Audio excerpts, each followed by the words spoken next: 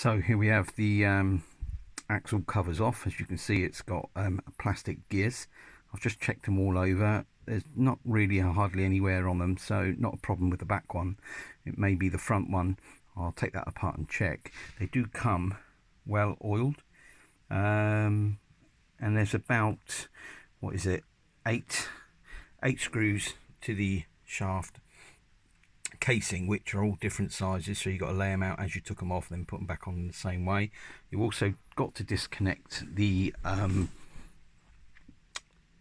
shocks and suspension arms, and the way I've done it with this without having to take the wheels off is to poke the screwdriver through and then just take them off that way and put them on that way. So that's much easier than taking all the wheels off.